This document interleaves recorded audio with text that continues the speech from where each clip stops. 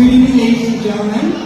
As we immerse ourselves in the vibrant celebration of Debut Night, it is my distinct honor to introduce to you the members of the panel of judges. Our first judge, he is a dedicated educator and a dynamic leader from Bourbon District.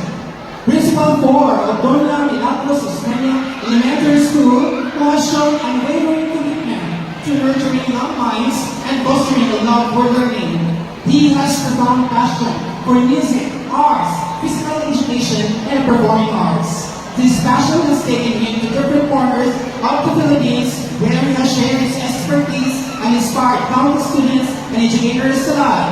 Please join me in welcoming with a thunderous applause, Dr. Edgar Tinapay.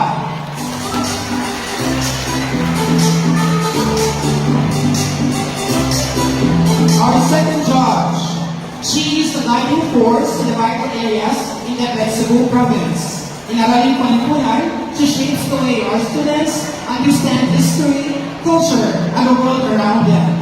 Enrolled with the Madrasa education program, she champions inclusive education, ensuring all students have access to quality learning experiences that honor their unique heritage and traditions.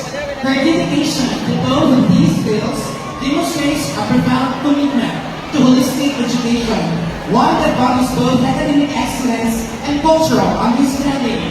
How about a round of applause to Mrs. Rosemary Diaz Oliverio.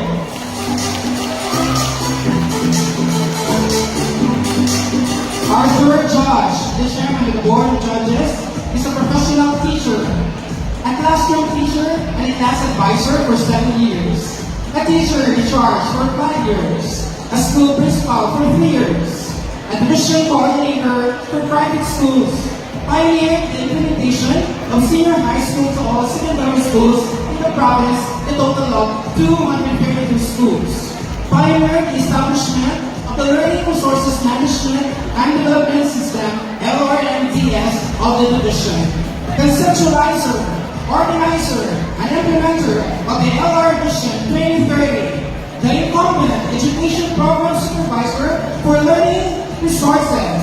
How about a round of applause to Mr. Isaias Tapiao